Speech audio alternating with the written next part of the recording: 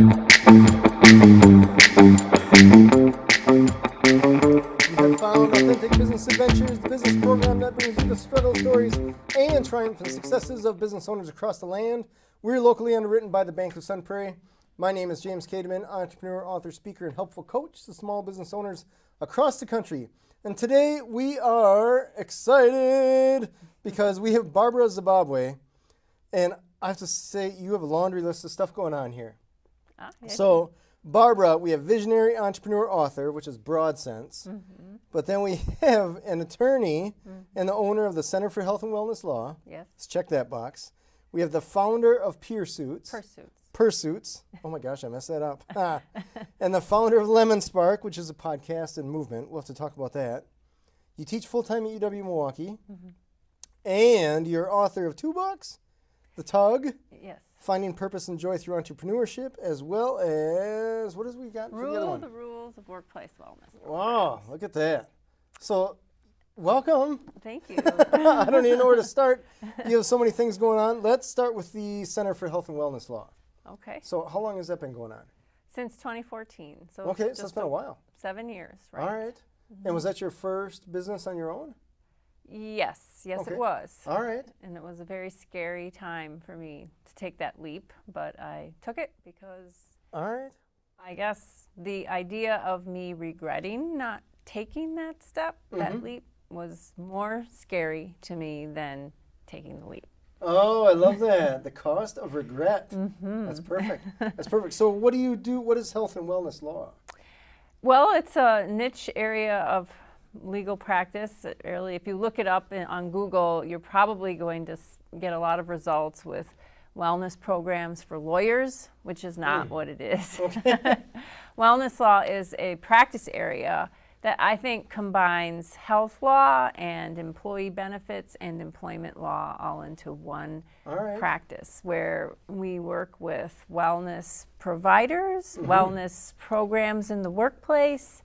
And there's a lot of that going on right now with like the COVID vaccine, and a lot of employers talking about wanting to weave in to their workplace wellness programs a COVID vaccine incentive or mandate. Oh. So I'm getting a lot of questions like that right now. Sure. But yeah, we advise and help coaches, health coaches, wellness coaches, naturopaths, chiropractors, acupuncture, physicians, nurses, health insurance companies, healthcare facilities, stay compliant, or start their new business. All right. Review agreements, draft agreements. That's what we do. So do you work mostly with employers, or do you do any work with employees as well? No, mostly employers or businesses. Right. Gotcha. Okay. I can tell you from the businesses that I've had and having employees, I assume that having employees was going to be easy, but there are a lot of laws that we have to tap dance around. For sure, yes. And we have helped employers know and navigate those laws. But we focus on employers and organizations that are in the health and wellness space. Okay. So that's our specialty. We understand and appreciate the efforts that providers, professionals, organizations are trying to achieve with improving wellness and well-being of individuals, either in the workplace or as clients or patients of theirs. Okay, interesting. How did you end up in that space? Well, I've always had an affinity for wellness, especially occupational wellness. I had a fellowship ages ago, and I went to Europe, and I was able to interview medical directors of big companies about their employees' well-being, and I ended up going to public health school before law school, and was really interested in industrial hygiene and occupational health and wellness. And then after I got my master's in public health, I went to law school, and I really focused on health law, which is much more traditional representation of hospitals and doctors and insurance companies around very specific regulations with billing and joint ventures for those kinds of traditional Western medicine providers. All right. That's that's what health law really is. But there wasn't much attention being paid to these providers on the periphery of the more traditional Western medicine platform. You know, people who are doing acupuncture, oriental medicine, naturopathic medicine, and coaching. You know, that's really booming right now. And so there weren't really any legal resources being offered to those people. So after I became partner at my former law firm, I decided that that's where the tug kind of came in. I was feeling my own tug of restlessness. I became partner. I sort of reached the pinnacle of law firm life, and I was unhappy. I was not satisfied. I was restless. I've had what I called then, you know, some internal voices telling me, you're not doing what you're supposed to be doing with your life. You should be doing something else. But I never knew what that something else was. So I left the private practice of law, went in-house to an insurance company, thinking that maybe that's what I needed to do. Wow, okay. But that I quickly learned that was not what I needed to do. Those internal voices were still there telling me you're not doing what you're supposed to be doing. And then about 6 months into that new insurance company job, I met up with a former client of mine, and he was asking me to come back to private practice. But I couldn't imagine myself going back to a big law firm because I just left. So it was at that lunch at Red Robin in June of 2014 when the thought popped into my head, really out of nowhere, because I had never, ever considered myself an entrepreneur, considered myself a risk taker. It was never on my bucket list to own my own law firm. But at that moment, the idea of having my own law firm popped into my head, and it wouldn't leave.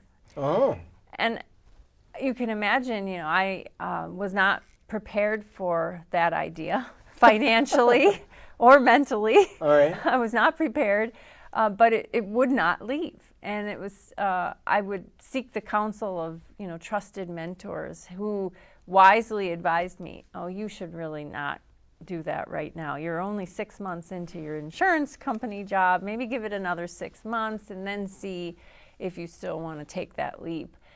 And that was good, sage advice, but I decided I can't pass this window of opportunity. I don't know if in 6 months this client of mine would still be there. So I said to myself, I'm going to do it. And that's why it was really scary, because I had no financial cushion. I had no financial cushion to prepare me for being completely independent. But I took the leap, and it's been great. And well, I hope so. Those voices that I heard stopped after I took the leap. Maybe it was because I was so busy and scared I couldn't hear them anymore. I wonder, what coaches did you go to that said don't do this? Former law school professors that I had really maintained a really good working relationship with, and other people that, you know, I just trusted, friends, family. Anybody that actually had their own business? No. Okay. Well, there you go. No, but I did start meeting with people who had their own business, and they were always very open to being a resource. So that made me feel very comfortable. I always tell my students, if you reach out to an entrepreneur and just say, hey, let me buy you a cup of coffee, I want to pick your brain, if they ever say no, they're probably about to go under. Because they're afraid to tell you something that's would be bad advice, essentially. Entrepreneurs always, I've never met an entrepreneur that wasn't interested in helping another entrepreneur. It is a very helpful community. And I have a lot of people to thank for being there when I was debating whether I should take the leap. But so no regrets? No. Oh, no. No. But circling back, that's how I got to do wellness law, because now that was the first feeling I really felt after I took the leap. Other than fear, I felt liberated. Like, oh, now all of a sudden I'm not restricted by other people's notions of what constitutes a legitimate legal practice. I can create my own legal practice. Yeah. And I started attending events, wellness events, where people who deliver wellness services would go, and talking with them, because I was just inherently interested, given my background when I was in Europe and after that. Yeah. So I would listen to the people at these conferences, and they would complain constantly about, oh, there's no legal help here. And I was always the only lawyer in the room, which was shocking to me, because when I was a health lawyer, I would go to conferences for healthcare providers, and there would be many lawyers. I was never They the probably only smell money. lawyer. Yes, I mean, we were all chasing after these huge fish, and well, what happens when you do that is that you lose sight of all the little fish that need help too. And now that I was sort of free to look around and do my own research, I discovered that there was nobody out there helping these wellness providers and organizations that was specializing in their specific legal needs. And so that's what I did. All right.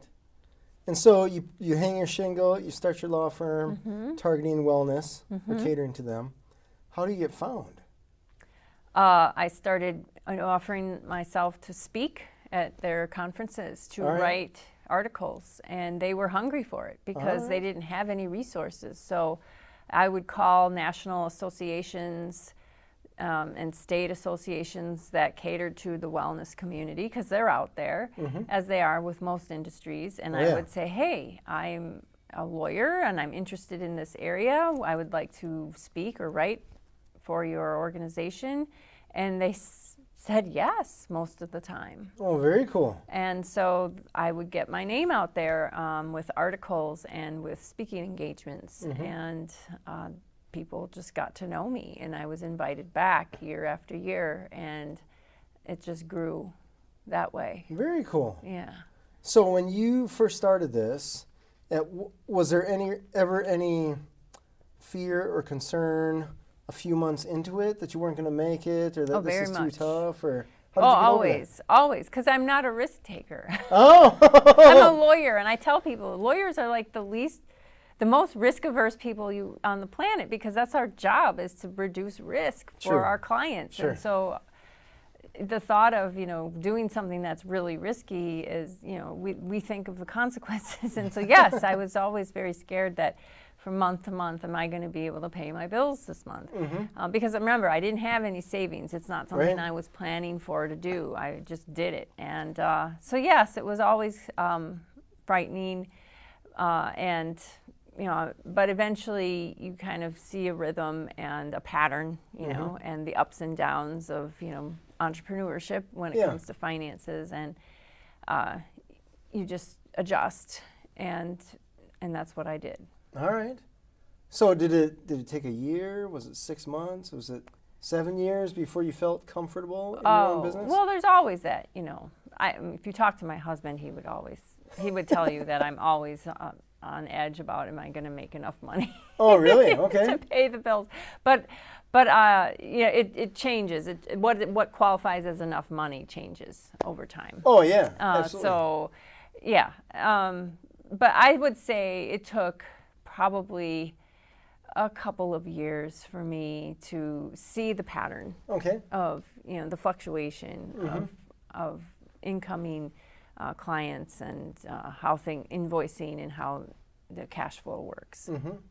Were there certain things that you had to learn more or less the hard way, shooting from the hip kind of thing, such as billing or marketing or just stuff like that you didn't anticipate? Well, yeah, billing clients, because when I was working in my other law firm, we had a whole department to do that. We were taught, I thought, really well about marketing, so that I felt pretty comfortable with traditional law firm marketing, although that's changing with social media and all the different platforms that are, that exist. But billing was hard. Luckily, my husband kind of volunteered to do some of that for me. All right. Learning QuickBooks and finding a good accountant. That was key. Okay. So when you're married, so when you decided that you're going to go off on your own, you're married then as well. Yes. So you said, hey, husband, I'm going to quit my job that I've had for 6 months. I'm going to go off on my own. What was his reaction? He's always very supportive. He believes in me cool. 110%. And yeah, he was behind me. He did not think for a second I would fail. Well, that's super cool. Yeah. So you had more apprehension than he did? For sure. Okay. As always. It's like, yeah, sure, sounds great. And you're like, are you sure? Exactly. Oh, funny. Yeah. So when did the podcast come about? Well, the podcast, Lemon Spark, which Yeah. is the podcast, actually predates my law firm. Does it really? It does. It never really was a true entrepreneurial venture in the sense that I didn't have any financial risk with it. But the idea came about, I would say around 2005, 2006. And that was after I had a divorce. And it was a very traumatic time in my life, what I call lemons for Lemon Spark. Gotcha. And when I was going through that very difficult time in my life, I was searching for inspirational stories of hope that other people who had faced similar lemons to me, divorce and other, traumatic events, that they had now gotten to the other side of that lemon and can look back and say, you know what, as hard as it was, now that I'm on the other side of it, I'm grateful. And I wouldn't be doing this really cool thing in my life if that hadn't happened to me. I was looking for those kinds of stories. All right. And back then, there really wasn't anything for any catalog of those stories. You could find them occasionally, sporadically, but they weren't all in one place. Yeah. And I thought, I really like to have a nice platform for those kinds of stories, to share those kinds of stories. So I created a website called Lemon Spark. All right. Sometimes it takes a lemon to spark a dream. And I started collecting those stories. I interviewed people. Okay. Back then, it was before podcasting. I would ask around, do you know anybody with this kind of story? And people would point me to people they knew, and I would call them up or email them and say, hey, I'd like to get your story, and then I would interview them, write it up, and then put it on the website. And it was a lot of work. It was great. I met some really wonderful people, but I was raising twins. I was, a lawyer trying to make partner. There was a lot in my life that was going on. So I, after a couple of years, put it on the back burner and just let it sit. Always knowing it was a good idea. Right. And that someday I would resurrect it, but just wasn't right. And then in last year, September of last year, I decided, it would be really good to have Lemon Spark as a podcast. Now that this podcasting is really accessible. Right.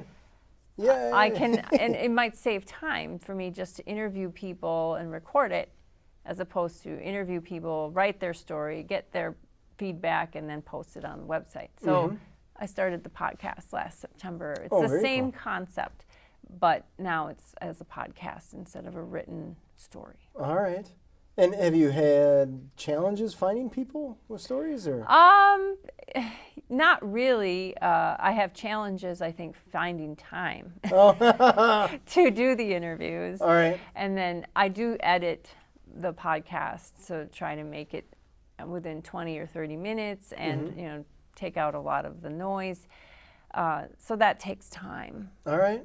Fair. Yeah. Fair. But I've got some really inspirational and incredible stories up on the podcast. All right. So, And what's the website for that? Lemonspark.com. Okay, easy enough. That's super cool.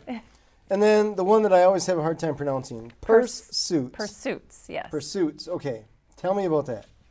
Well, it's a play on words. All right, clearly. Yes. And it's spelled deliberately P-U-R-S-E, the word purse, and then suits with a Z at the end. Because when I thought of the idea over a decade ago, what I wanted was a replacement for my purse. Okay. I hate carrying a handbag. All right. And the reason why women carry handbags is because our clothes lack functional pockets most of the time. Totally true. Totally true. And I tell the story of how really what sparked for me the idea when I was practicing at my former law firm. One of the cases I worked on went up to the Supreme Court, U.S. Supreme Court. Wow. And it was my first time going to the building, the U.S. Supreme Court building, the day that the oral arguments were happening for this case. I wasn't doing the oral arguments. I was just there as part of the team of lawyers. And the team met in this law office several miles away from the courthouse to gather and talk about the proceedings. And then before we left, we were told we couldn't bring our bags because they're not allowed through security at the courthouse. So we had to leave our bags back at the law office, which we all did. And when we got to the security check at the courthouse, they asked for my ID. I didn't have my ID because it was in my wallet, which was in my bag, which was back at the courthouse. I mean, at the law firm. Sure, okay. So now here I'm stuck. They wouldn't let me in. And I had to find a way back to the law office, grab my ID, and hurry back in time for the oral arguments, which I barely made. Wow. And all the while I was, observing how my male colleagues who just sailed right through security, they always have their ID on them because they carry it in their pockets, and they didn't, pockets are allowed, but not bags. And I thought, wow, this is really a disadvantage. It's a real disadvantage for women, professional women, and I felt like this is a problem that needs to be solved. And so I had it always in the back of my head of what I was going to try to solve it. Okay. And then I thought of the idea, I'm not quite sure when exactly, but maybe 5 or 6 years ago, of a tank top or some sort of undergarment that had pockets. All right. That would transition easily between outfits. So no matter what you wore, if you wore a professional suit or if you wore a casual outfit, this undergarment would have the pockets that could contain your essentials like your wallet, your phone, your keys, and it would conceal, because it was an undergarment, you could easily conceal the contents so you'd feel more safe. You wouldn't have to worry about getting mugged. And your stuff would always be on you. So unlike my situation with the Supreme Court, if I had worn my tank top back then, it would have been no problem. No big thing. All right. And so I started to think about how I could get that designed, because I'm not a fashion designer. I'm a lawyer. Well, that makes two of us. Okay. Yeah. I know nothing about sewing. I don't even sew. But my husband, he sews. Oh, interesting. Okay. So he sewed the first prototype January of 2020 to see if the idea in my head would work, and it did. And so then I looked around for a fashion designer, a professional fashion designer who could help me actually create more refined prototypes, and I did. And so now I have created this company called Pursesuitz. Your suit should be your purse. Yeah. You shouldn't have to rely on a purse. Very cool. And that way you can pursue your dreams, your activities without worry, so hands, shoulders, and worry-free. So that's the concept of Pursesuitz, and I'm actually wearing one. Are you really? I am. This pink top is my very cool tank top. Yeah. All right.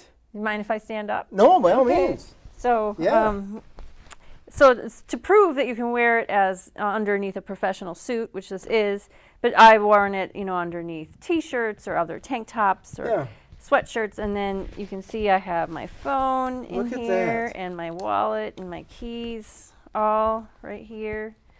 And it can wear it working out. Here's my car keys and my wallet.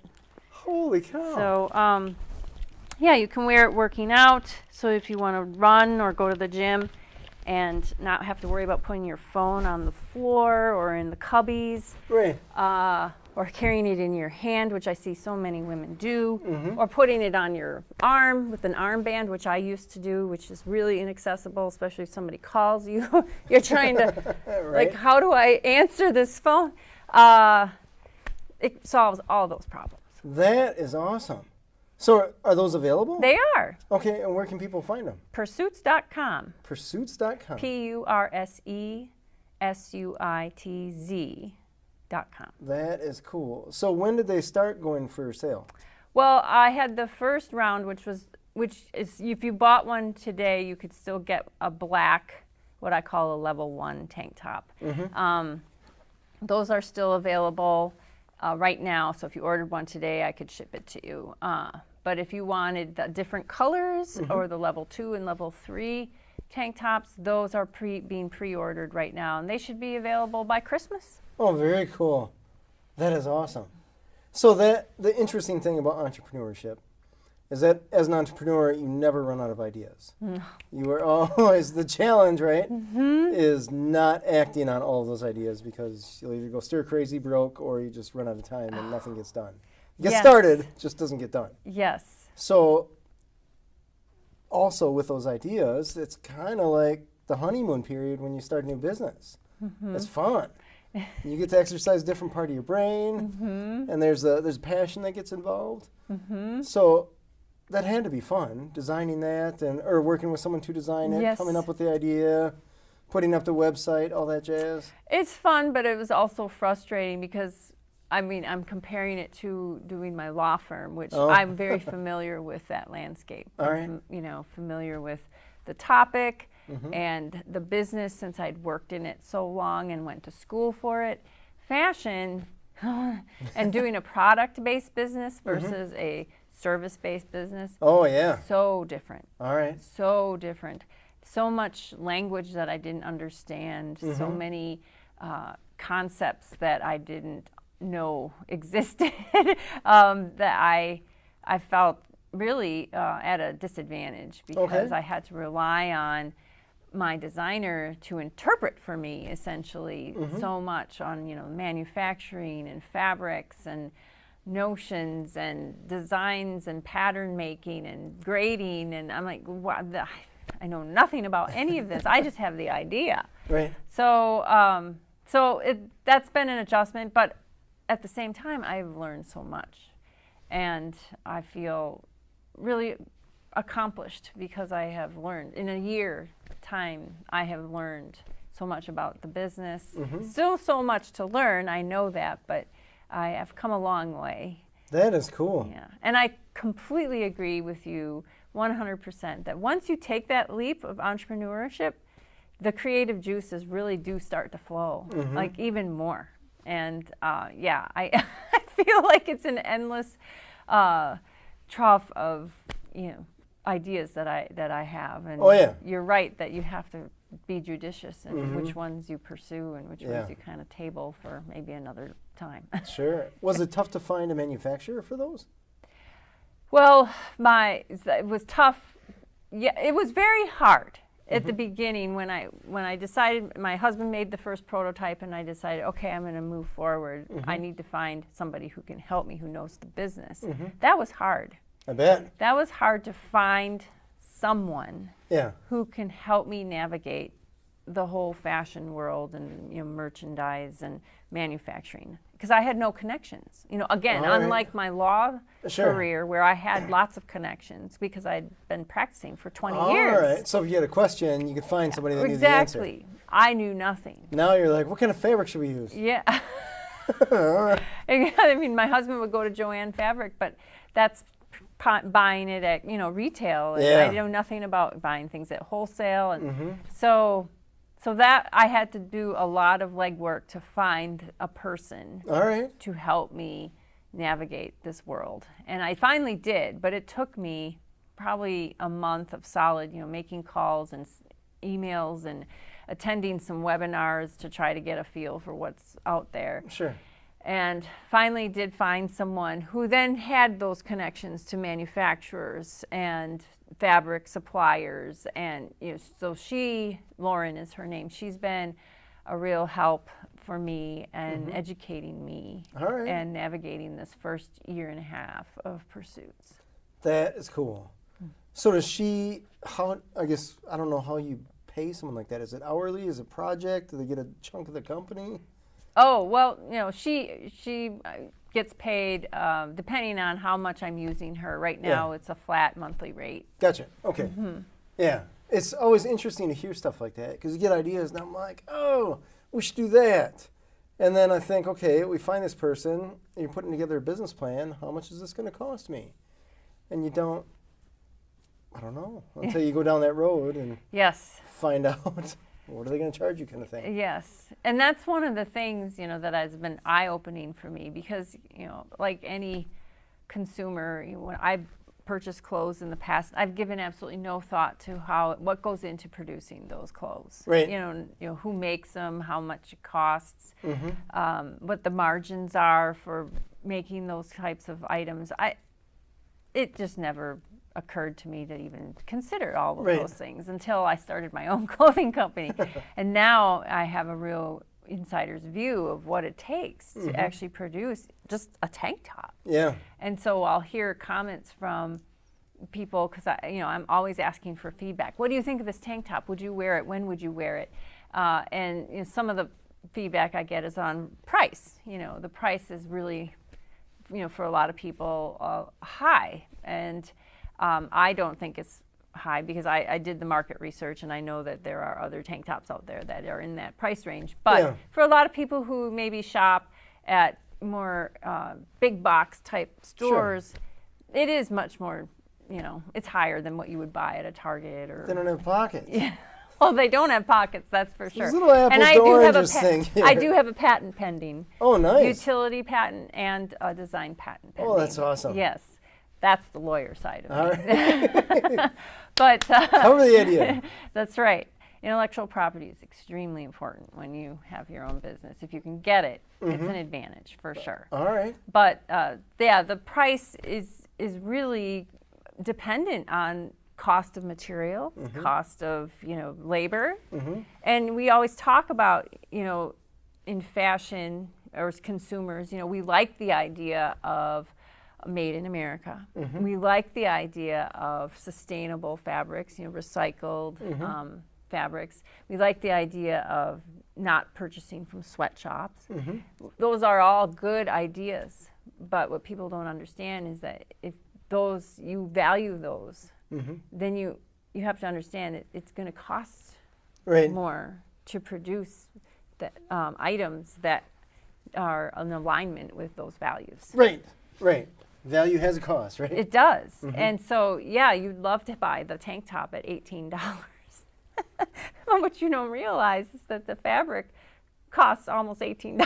Just the fabric. Does it really? Because it's recycled, because it's antimicrobial, because it's moisture wicking. Okay. It has all of those properties which are really important for active women, women who care about the environment.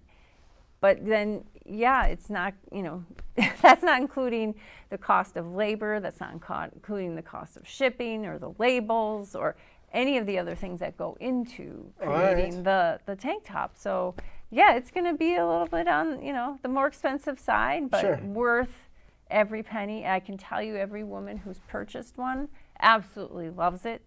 In fact, I've had some women come to me and say, this is now a staple of my wardrobe. Oh, that's cool. I'm sad when it's in the wash because I want to wear it all the time. All right. And you can actually wear it all the time if you buy multiples. Well, there you go. Solve that problem. One for every day. Yeah. Because it is meant to be both an undergarment, like I'm wearing it. Well, kind of. I'm also showing it, so it's. I understand what that's you're saying. why I call it pocket wear. Yeah. Because it's a combination of underwear and athleisure wear or athletic wear. It's both, so I called it pocket wear. Yeah. And and I've trademarked that. Nice. That's awesome. Yes. And so I mean you can use it to do yoga or walk the dog or run errands on the weekends. And that's one of the things, I go to Costco a lot, and one of the things I notice now since I started Pursesuitz are all the women who are carrying their bags into Costco or wherever, Target, Walmart, I don't care where.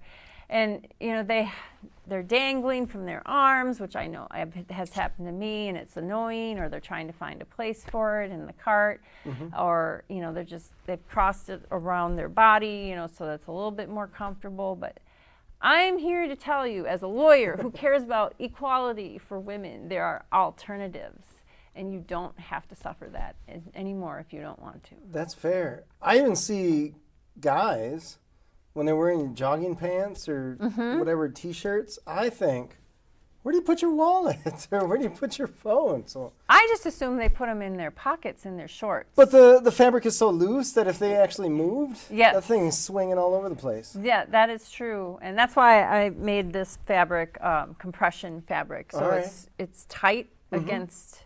It smooths your skin. It's more like shapewear, sort of like Spanx, but it has the pockets, so your things don't bounce around. It's really always secure. That's very cool. That's impressive. So were you surprised when you figured out the cost of, like, what it took to actually complete an end product? Yes. Okay. You're just like, wait, what? Yes, because I do value the sustainability, not using sweatshops, and having a really high quality fabric that's comfortable to wear all day, because this is meant to be worn all day long. And I could opt for a much cheaper fabric. I could find something that's $2 a yard or whatever. Right. But I've worn fabric that's like $2. It's not comfortable. Right. And it doesn't function in the same way. And it doesn't have the values that I want to bring to the table. I mean, I'm all about doing what's right and making lives better. And that, as a lawyer, that's sort of bleeding in from my lawyer hat. I want to make lives better. Right. And the people that work with me to the people who buy my product, I want to make your life better, and so my product has to reflect that in every way. I understand that. Yeah, I have a side hustle, we'll call it, with a replacement window company, and that's product versus service, which is I ran into the same thing that you have, and I had this perception of what a price point should be, but as you go through the cost of windows, the cost of labor, the cost of disposal, it just adds up and adds up and adds up, and you end up at a price point that you're like, ugh, that seems higher than I want. But on the flip side, you think, well, you can either have it cheap and bad, or you can have value. Like, okay, I guess we got to just be at this price point where we can achieve everything that I want to achieve as far as the end product. Yes. And I wasn't willing to compromise on that, which it sounds like you weren't either. Exactly. And you just have to find the right clientele that will be on board with those values. And that's not going to be everybody. And that's one of the things you have to learn as an entrepreneur, is find your target market, find the people who will be open to your ideas and what you have to offer. Yeah. They're out there. Totally. Yeah. And those are the ones you need to focus on. Because I was ready to throw in the towel. Really? Oh, sure. When I first started, I started in January of 2020, and by July of last year, I had the prototypes. And my initial prototype was not just a tank top. It was a two-piece thing. And my target market was professional women, like me. I wanted, because I'm a professional woman, I thought they could relate to what I was talking about. So I hired a consultant to help me do some focus groups. Okay. And I did 3 focus groups, one in the Madison area, one in the Bay area, and one in the DC area, of about 8 women in each group. And they looked at my product and they gave their feedback. I was not part of these focus groups because I'm too biased. So the consultant organized and facilitated all the focus groups. But she gave me the feedback. And the feedback was, none of the women, except one woman out in San Francisco, none of them wanted to give up their purse. Oh. And that was the message they were hearing, is that, oh, I don't want to give up my purse. I love my purse. Really? Yeah, and that was surprising to me. I wasn't expecting No. Because I hate purses so much. I thought, oh, they're all going to be like so excited to know that there's this product out there, and that's not what they said. And after I got that feedback, and there were some good things too, of course, but we as humans, we like to focus on the negative. And that's what I was doing. Well, in the end, the negative is what you got to fix. So. Yeah, and so and while this is happening, my law firm is still going on, and I have teaching, and I'm thinking to myself, my law firm is just booming. I should just focus on that and give up on Pursesuitz. And I was ready to throw in the towel after getting that negative feedback. But then a friend of mine who is also a lawyer, but she does business coaching. Oh, very cool. She reached out to me and said, just on a whim, she just felt the need to reach out to me and said, hey, what are you doing? And so I told her about all my ventures, and she offered to give me a couple hours of her time just to talk. And during those sessions, she pointed out to me, she said, if you change the life of just one person, of what you're doing, isn't that worth it? And I thought, you're right. And she also said, you are the one who decides what success means, not anybody else. And I said, she's right about that too. And so that's all in my book, The Tug. And it was at that point that I decided, I'm just going to look at the feedback. I'm going to take what they said and revamp. And that's when I decided just focus on the tank top. All right. And just find that group of women who will, like that one woman in San Francisco, she was on board. Yeah. And those are the people I need to focus on. Right. I don't need to focus on everybody. No. Just the people who get it. Yes. And then eventually maybe others will come and join. But just the ones who get it at the outset. And so that was an important lesson for me. Really important lesson. That's cool. So you, I guess, dealing with the tank tops versus just the suits, you make the design, dare I say, easier, because it can be more internal versus external. Exactly. So less expensive. Colors can be simpler. Yes. And you don't have to have whatever flair or textures or sleeves or whatever. It gives the woman more options because she decides what to wear, how to wear it. If she wants to wear it on its own, which it can be, or if she wants to wear it as an undergarment under a sweatshirt or a blouse, it's up to her. Nice. That's very cool. You had a perfect segue to your books, so how about you tell us, let's start with The Tug. Sure, yeah, The Tug, Finding Purpose and Joy Through Entrepreneurship. I want to credit my daughter for designing the cover. Oh, nice. So when I started Pursesuitz in January 2020, I started realizing this is my second business, really, and wouldn't it be neat? Because I help in my law firm, I help a lot of startups, coaches especially. People who are doing health and wellness coaching. They connect with me to find out what they need to do to get started from a legal perspective.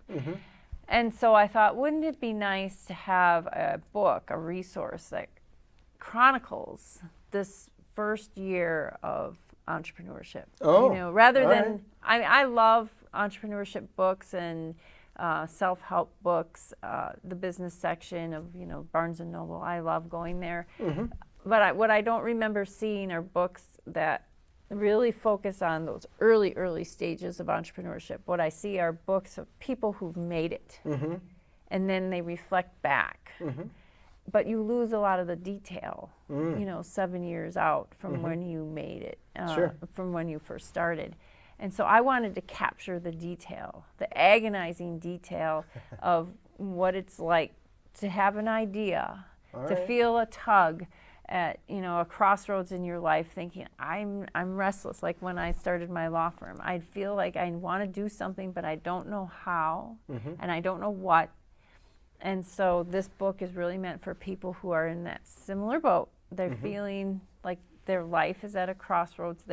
They want to do something different. They maybe have an idea, or maybe they don't, but they just know they want to do something different, but they don't know where to start. All right. So this book uses my experiences with my law firm, so a service-based business, and Pursesuitz, a product-based business, and the podcast Lemon Spark as examples on what I did. Yeah. Not saying it's the right or wrong, but also weaving in my legal experience with helping others, what things you should be thinking about when you want to take that leap. All right. So that must be written fairly recently then. Yeah, it came out in April of this year. Oh, way recent. Okay. Yes. All right. And where can people find that book? They can find it on Amazon. Okay. Also Henschel House Publishing. Okay. And if they go to barbarazabawa.com, there's a link there too to buy the book. Very cool. Very cool. What has been some of the feedback that you've gotten on that book? Oh, people have really appreciated the insight. I have, a number of people who wrote testimonials. And nice. Yeah, it's been great. And I wrote it for specific people in mind, people who, I just turned 50 this year. Okay, congrats. Yeah, let everybody know how old I am. And I have a lot of friends who are in the same boat. And I think, when you get to that age, you feel like, okay, half my life is maybe gone and I have another half to live. What can I do with this other half? Is there more to what I've done? And there might even be a feeling of maybe a little bit of an urgency too, like, I'm running out of runway here. All right. What do I do? How do I make it go? How do I feel happy and satisfied this next chapter of my life? So that's really what this book is for, and I've gotten some really good feedback from people who are kind of in that boat. Oh, that's cool. It's reassuring. All right, that's fair. And tell us about the other book that you have there. Yeah, so this is the second edition of Rule the Rules of Workplace Wellness Programs. Not nearly as fun to write or read, but an incredible resource if you are in the wellness space. Okay. At all, in any capacity. Even if you're not in workplace wellness, even if you're a health or wellness coach, and you have your own clients and you hung up your own shingle, this book has some really good legal insight into delivering wellness services and some of the legal issues that arise with it. Hence the rules of workplace wellness programs. Rule the rules. Rule, another play on words of the word rule. Got it. Yes. Okay. That is cool. And then I imagine that book can be found in the same places? That book, the second edition just came out in June, so I'm not sure if it's available on Amazon yet. The publisher is the American Bar Association. So for sure, if you go to the ABA, .org, you would be able to buy it there. Otherwise, it may be on Amazon. The first version is for sure on Amazon, but I recommend the second because it's updated. Gotcha. And the second edition will probably be on Amazon maybe early next year. All right. Very cool. So out of all the stuff that you've done so far, let's see, in this first half of your life, what have been some of the basic things that you've learned, just as in regards to entrepreneurship and sticking yourself out there and that kind of stuff, that you surprised you, or just things that you didn't know were even a thing? I think for me, following that entrepreneurial tug has really, as I mentioned, released the creative juices. Sure. All right. And shown me that I have a lot to offer, a lot more than I ever imagined. And so I would never dissuade anyone from pursuing that path because it does surprise you. It does surprise you on what you're able to accomplish and what you're able to achieve. And the great thing is you don't have to live by anyone else's standards but your own. Oh, true story. Super true story there. And that is liberating. And it also creates, I think, greater well-being. And studies show that. I mean, workplace studies, when they look at stress in the workplace, one of the biggest factors that contribute to stress is the lack of control. Oh. And so in order to increase well-being and thereby decrease stress in the workplace, an employer should really be looking at the amount of control that employees have and trying to expand that as much as they can. Mm-hmm. And so when you become an entrepreneur, there are no restrictions other Right. than what you make. And Mm-hmm. but that's you're in control. And so by those standards, yes, it can be stressful, but again, because you have the control and the power to decide when, where, and how and why, Mm-hmm. that makes all the difference to your well-being. Interesting. That's so true. Yeah, it's interesting when I teach my business planning class and you ask people why are they starting their business, a lot of times the word freedom gets mentioned. And I don't think, at least in my experience, the students that I've had in those classes, the word freedom at that point means something different than the word freedom to people that already have their business. Mm-hmm. Because freedom, like what you were talking about, where you have the control, Mm-hmm. is different than them believing I can just work whatever hours Yes, I want. Or right. I something can like work that. in the coffee shop. I can, Yeah, they have sleep this till noon. Yeah. ideal, I Yes. guess, where you, with the definitive experience, like, look, this is what freedom is when you actually have your own business versus Mhm. what you may be attempting to pursue. Yes. And that way it's interesting. I always tell them you are very good at building your own prison. Very good at building your own prison. So you just have to be aware that whatever business that you're designing fits whatever it is that you want for your life. Yes. So, and I get the impression that you've done that pretty well with yours. Yes. Well, I mean, I still have some runway left. So That's true. I still have ideas, but I have enough right now to take me places and see how it goes. Nice. So let's go through some websites here so that people can find you. All right. So first, for the Center for Health and Wellness Law, where can people find you at? For that? Wellnesslaw.com.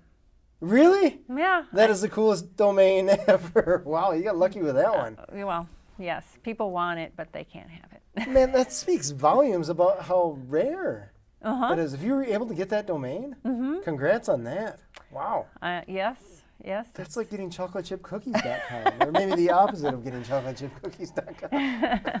Regardless, and then Pursesuitz. Pursesuitz.com. P-U-R-S-E. Don't forget the E. Yeah.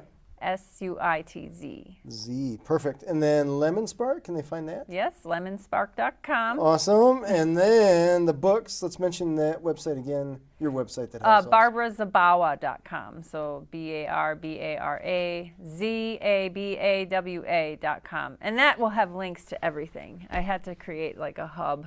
Oh, sure. So that I had, I could tell people, just go to BarbaraZabawa.com and that'll take you to Lemon Spark, to Wellness Law, to Pursuits, to my books, All right. it's a Easier domain one-stop to get. shop. Yeah.